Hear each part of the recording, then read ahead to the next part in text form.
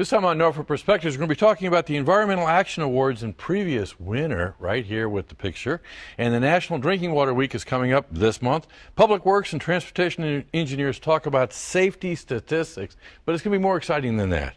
And Botanical Gardens is going to be talking about Eagle Cam and Eagle Fest. Stay tuned right here on Norfolk Perspectives.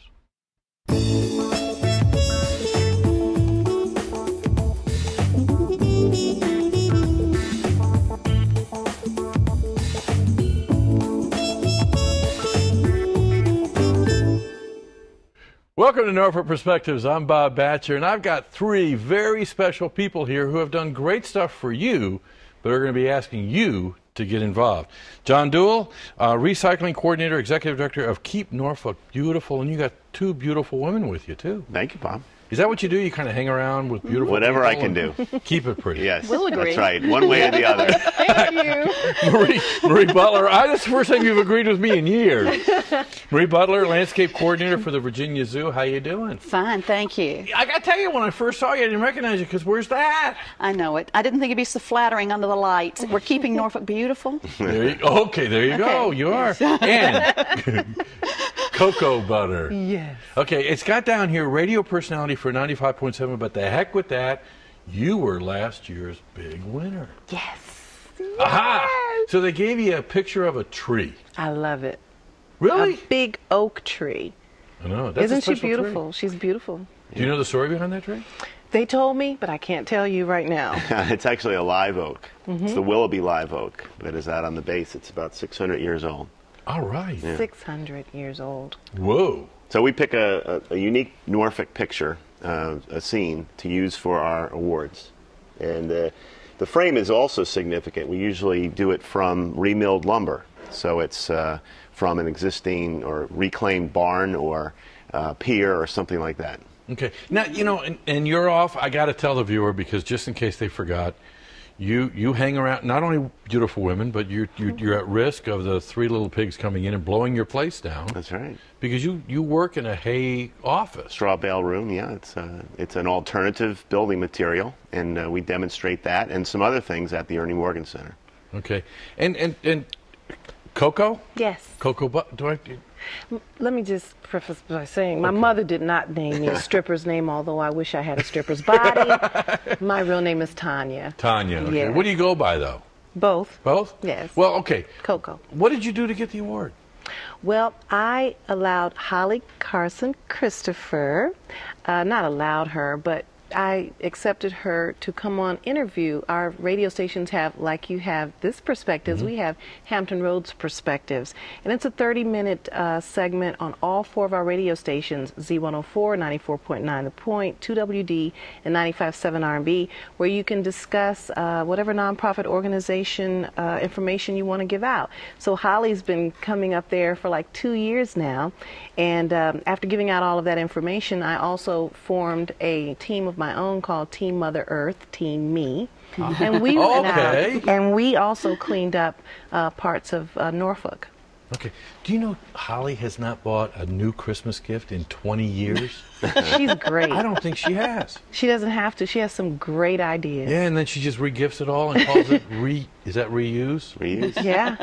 Or redo. Now, the zoo also, though, is involved in doing a lot of... And they won an award as well. Really? Yeah. What was the award? A Watershed Protection Award.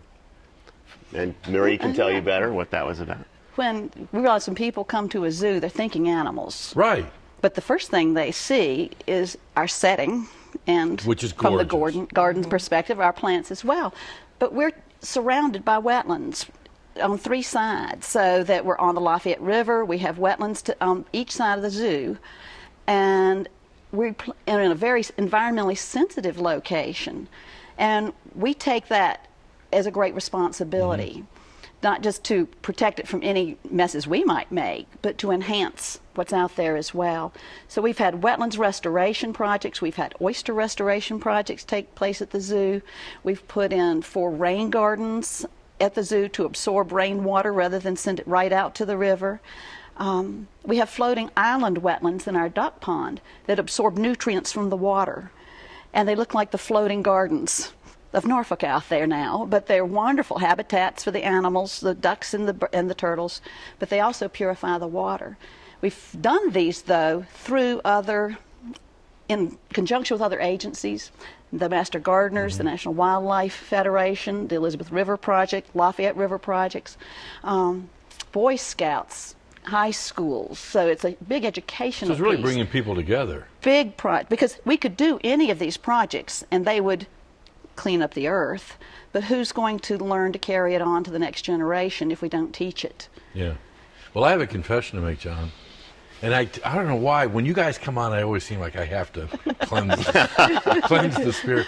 But I came over and took pictures of your patio at the Ernie Morgan Center because we were looking at doing some new things in our backyard. And is it okay that I stole that idea? Well, I haven't done it yet. It's how you apply it, and that's what we recognize. So we actually do have an award that could be under watershed protection because you're going to be better filtering stormwater through that system, that paver system, or you might be eligible for a Green Building Pioneer because that's about how you do structures as well as gardens differently to have a less of an impact on the earth. So if I know somebody who should be nominated or I think I should be nominated, you can self-nominate. How do I do that? Yeah, Could you can self-nominate. Did you bring a form with you? I did not. I did not think of you at that point, but. Well, it would be on recycled paper anyway. But you've been helping to share our story so well with the citizens of Norfolk, and this particular effort is really a chance for us to step back from the hard work, and the citizens are doing a lot of hard work to keep our community clean. We want to recognize those that are going above and beyond, and it's a great time. We do it in June every year. June 15th this year is the event, but the nominations are due by April 27th. So where does somebody go get a nomination form? Well, they can call us at the office, 441-1347, and we will get them a nomination form for the category they're thinking about. There's a bunch of different categories.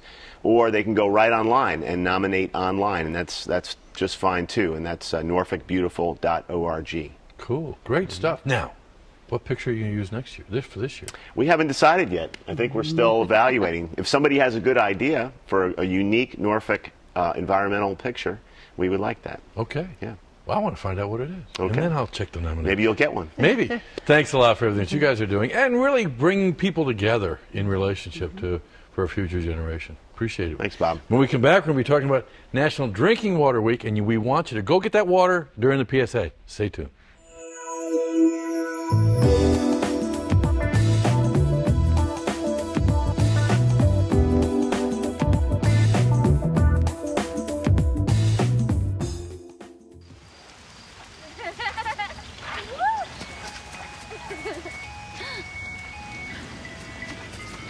Mom, can we get some ice cream? Please, Mom, please. No, we're having dinner soon. Please.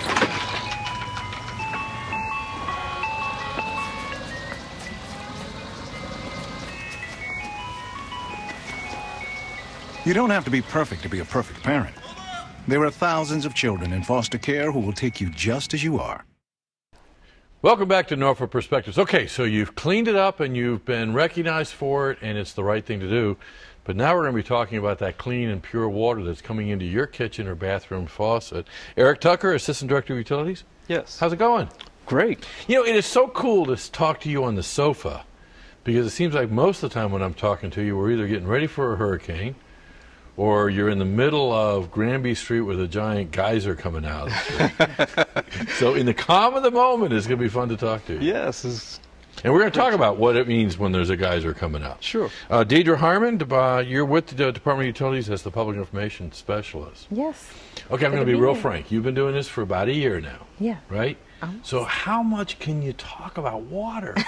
Well, a lot. It's so essential and vital to our lives, and we're going to celebrate it during Drinking Water Week this year. Okay, so how do you, well, I know one way of celebrating, and that's to take a swig. That's right. Of good, clean water out of the faucet, right? That's right.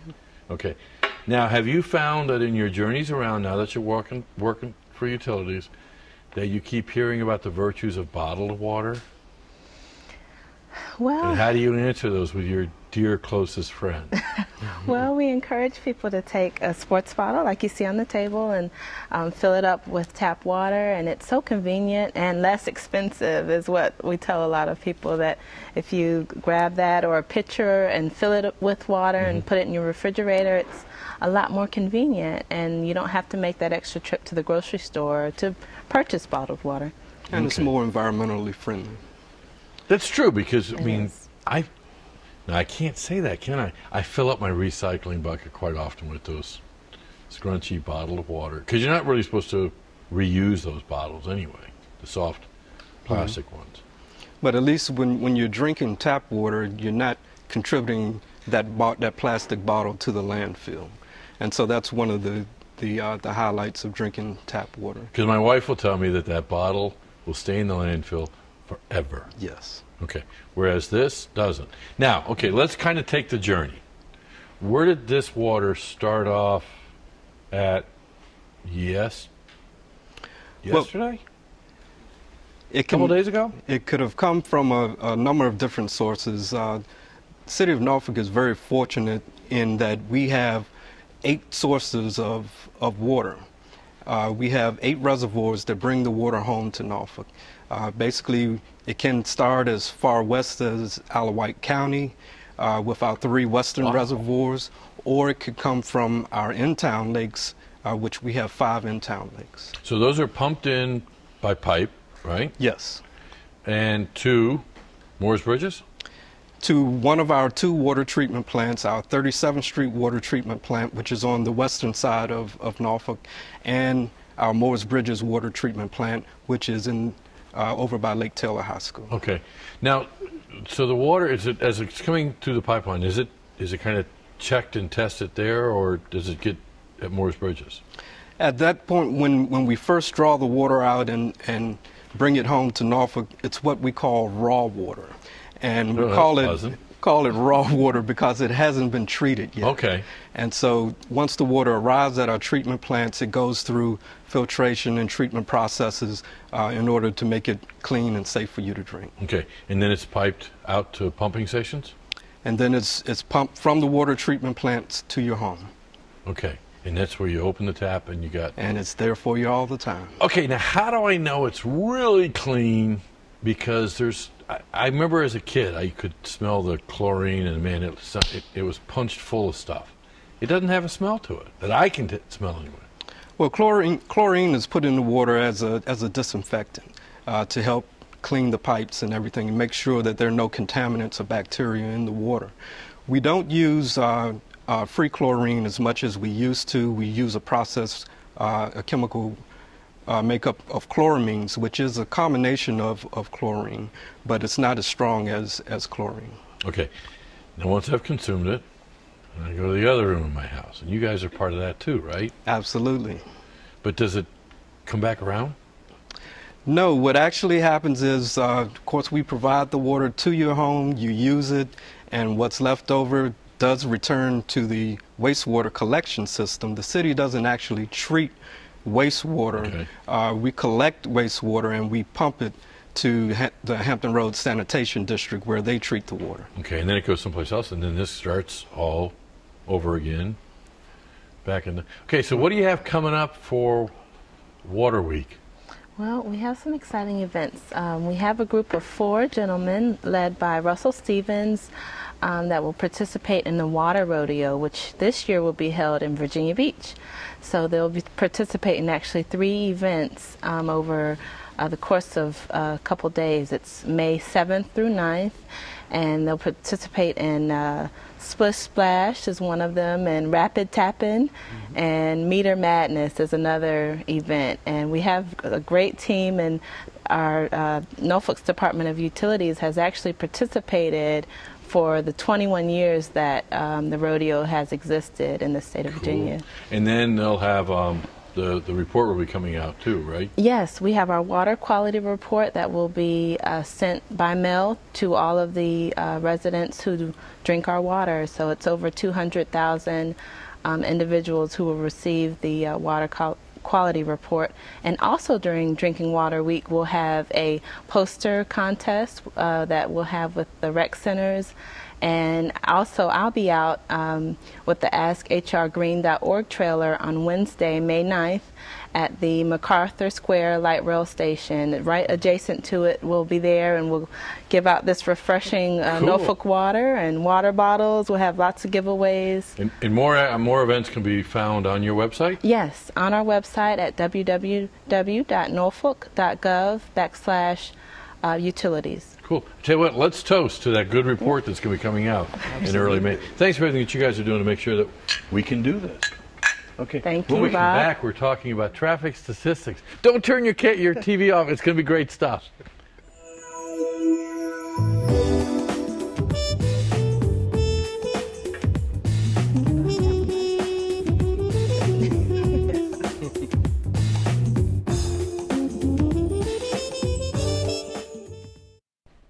Welcome back to Norfolk Perspectives. Okay, for those of you that stay tuned for traffic statistics, guess what? David Scott, City Transportation Engineer, is not going to talk about statistics, are you? We're going to talk about safety, traffic safety, and how the statistics are actually improving around Norfolk. Because I was going to say, I practice saying that word, statistics. That's right. So we better talk about. They're coming down, right? They're coming traffic down. accidents, things like that. Over the past couple of years, we've been tracking statistics in the city of Norfolk, and traffic fatalities are actually going down. And we have a lot of reasons for that, and we track why that happens. And really, traffic safety is everybody's business. Okay. Now, I know that quite often your name is mentioned at Civic League meetings because they'll talk about people speeding through their neighborhood, and they'll say, well, David Scott can take care of that. Yes. But how do you take care of that? But, you know, we've got to recall that, again, it's a community thing. We want to make sure that everybody is conscious of what it means to be safe and drive safely. If you look at the statistics, again, the fatalities are down, accidents are down, but it's because everyone is aware. We have to make sure that the community is aware of signage. Signage is clear. The signals are clear. You can see the signal as you come up to the intersection. And we want to make sure that we communicate with the public that speeding is not safe. Mm-hmm. And so as we make sure that the public is aware of that, we end up driving those statistics down. There's a lot that we can do as a city. The city of Norfolk does a lot. As you say, we attend a lot of Civic League meetings. We talk to the community about how to be safe, how to drive safer, how to improve the neighborhood. But it's also incumbent upon the citizens, those drivers, to pay attention. Most of those fatalities occur when a driver of a vehicle hits a pedestrian or Right. someone on a bike or hits another car or another vehicle. Those are the things we're trying to avoid by having you slow down, pay attention, and drive safer. That's an ongoing discussion I have with my wife because, you know, she's trying to beat that one light or I do it too. But, you know, yeah, okay, here's the question. You're getting to a merged lane. Should you get in the lane that it's merging to as soon as you sense it, or get all the way to the beginning and then cut over? Well, I think it's always, as we all learned when we first got our driver's license, move over when safe. I think you should, if you have an opportunity, you should begin to merge over when safe. Most people like to run to the front and get up front. Yeah, get there quick. Get there quick. But I think you have to use common sense.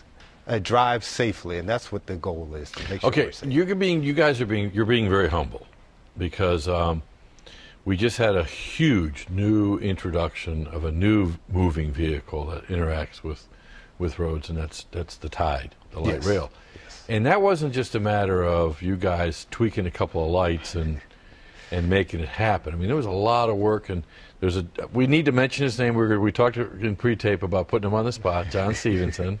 The guy worked 24/7. Yes, a great guy. John, But what was he doing in all that time? John Stevenson is one of our engineers. He's in charge of our neighborhood safety group. He's responsible for working with HRT and getting those lights coordinated and synchronized with the HRT system.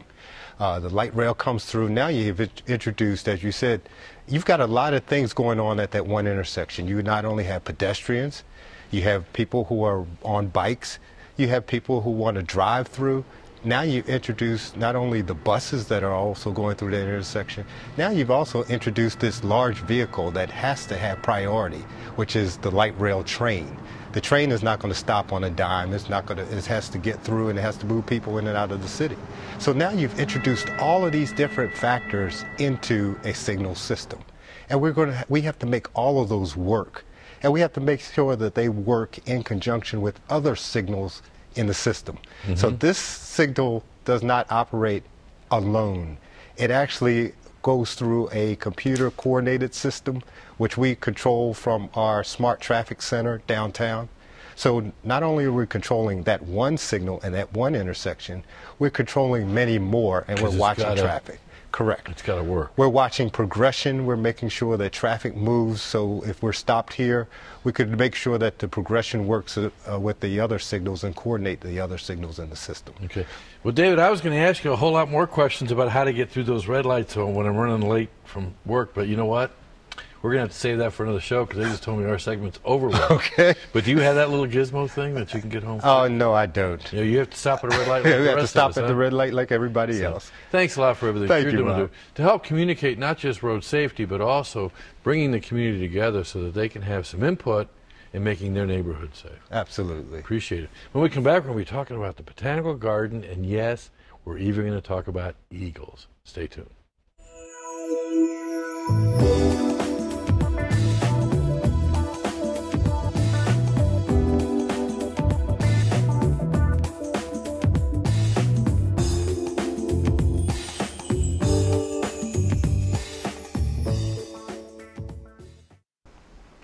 Welcome back to Norfolk Perspectives. Yes, we're going to talk Norfolk Botanical Gardens, but are we going to talk flowers? I don't know.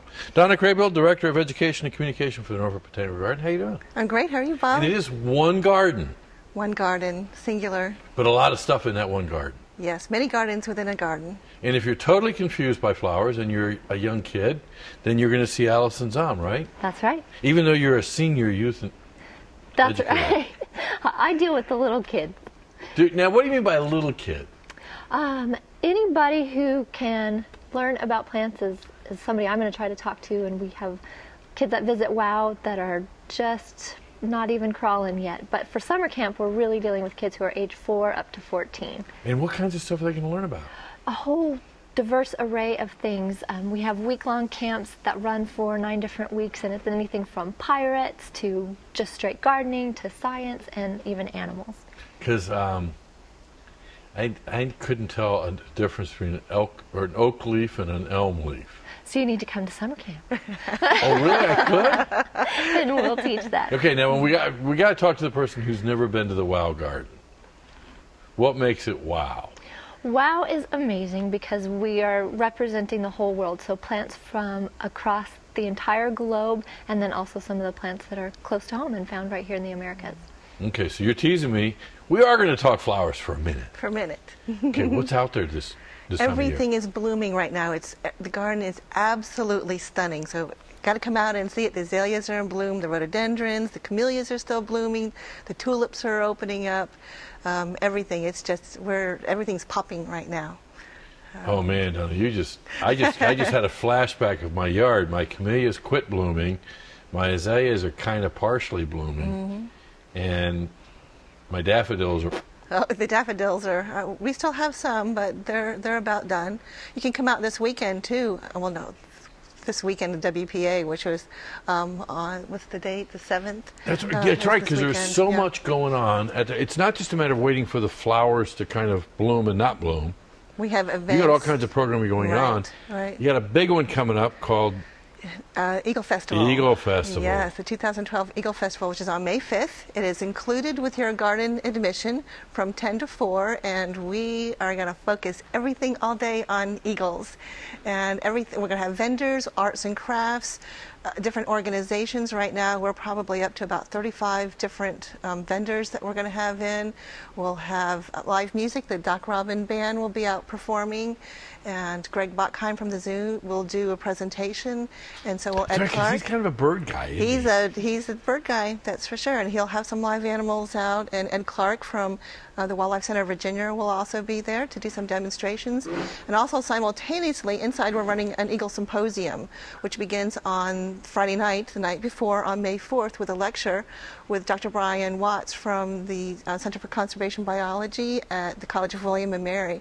So we'll have a lecture and dessert reception with a night hike to follow that and an owl prowl. And then the next morning, get up early at 8 o'clock and come in for a breakfast where the symposium and the lectures begin. Reese Lukai will speak on the history of the eagles of the garden. We have Libby Mojica, and we're bringing in a specialist from Oregon. He's the director of the Institute of Berkeley. See, I don't know. I'm just sitting here. I hope you have a website, because I forgot what the first one was that you mentioned, because there's just so much going on. There's so much, and we have worldwide speakers, specialists coming in, and the price is phenomenal for the symposium. For $170, if you're a member, it's $150. That includes 4 meals, all the lectures, a barbecue social, hikes, tram tours, all kinds of things. And you can find all of that information on our website at norfolkbotanicalgarden.org. And again, the symposium is on there too, and that's just on Saturday from 10 to 4. Wow. Okay, let's back up. Okay. I mean, did you ever think that a garden that was created 70-some years ago out of a swamp area, and there was no airport area yet, right? Not yet, no. So it was the dream and a vision of really some visionary men and women. Yes. They employed people during They did. the Well, Depression. next year is our 75th anniversary. Yeah. Our garden. We are so proud of the fact that we are the only existing garden that that began with the WPA workers, with 200 African American men and women, 220 in total, and we're the only garden left in existence that is started by WPA, and we're going to celebrate that all next year with our 75th anniversary. Well, one of my favorite interviews was with one of the women that worked there, and she told the story of basically quitting because it was, and I mean, just the spunk that she still had Mary at 90 Elizabeth. some years, Yes, 90 some yeah. years old. And here we are now. The world is really coming to the garden because of the exposure of the eagles. Yes, well, we have a live eagle cam, and you can access that through our website also, and it's in partnership with WVEC and with special assistance from the College of William and Mary, the Center for Conservation Biology, and it runs 24/7. Has sound this year, thanks to a donor. We have sound.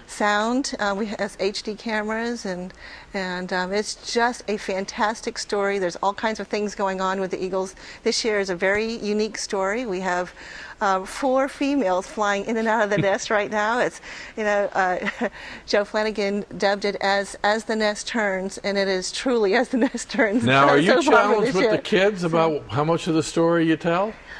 Not so much. I think the important thing is that kids are interested in learning about nature. So if they're watching the Eagle Cam at home and then come in and talk to us, we can show them a replica eagle skull. We can have them compare their arm span to the wingspan of an eagle and really make it interactive. Oh, and by the way, the azaleas are in full bloom. The azaleas are in full bloom. Okay, They're website beautiful. again? NorfolkBotanicalGarden.org. So really explore the world by coming to your website. Yes. And then May 5th is going to be the beginning of the celebration of the Eagles. And Yes. you got to, And let's we close have, out with that, because that yes. is a cool looking t-shirt. And then the following weekend after that, we're going to have our annual plant sale too, so don't miss out on that. Oh, that's right. Mother's Day is not Mother's complete Day without weekend. That's right. a plant. So Thank come you on for up. everything that you guys are doing to bring the world to Norfolk. Through Thanks the for having Botanical us. Garden. Appreciate it. We want to hear from you, what you'd like to see on TV 48, but more importantly, what's going on in your neighborhood? What would you like to celebrate in 2012? Give us a holler at 664-6510. And as usual, it's a wonderful time to be in Norfolk just because of you.